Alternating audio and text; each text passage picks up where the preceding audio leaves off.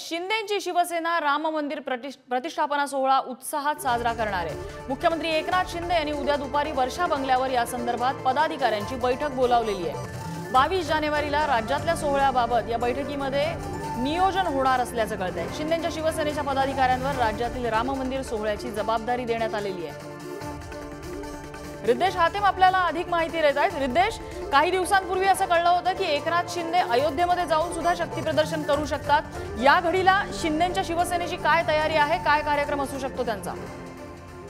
नक्कीच सम्राताजी, आपण पाहिलं तर अयोध्येतील राम मंदिराच्या सोहळ्याच्या धर्तीवर उद्या दुपारी 2 वाजता वर्षा बंगल्यावर शिंदेच्या शिवसेनेच्या पदाधिकाऱ्यांची महत्वपूर्ण बैठक ही पार पडणार आहे। स्वतः उपमुख्यमंत्री एकनाथ शिंदे या बैठकीला संबोधित करणार आहे। 22 जानेवारी रोजी महाराष्ट्रात हा सोहळा कशा प्रकारे साजरा करू शकतो, काय काय करता येईल आणि कोणत्या नेत्यांवरती पदाधिकाऱ्यांवरती काय जबाबदारी देऊ शकतो, या संदर्भात या बैठकीमध्ये चर्चा होणार आहे। महाराष्ट्रात हा सोहळा धूमधडाक्यात साजरा केला पाहिजे आणि मोठ्या उत्साहाने साजरा केला पाहिजे, या अनुषंगाने ही बैठक उद्या ही पार पडणार आहे वर्षा बंगल्यावर। नम्रताजी, रिद्देश अपडेट घेत राहू। तुर्तास धन्यवाद माहितीबद्दल।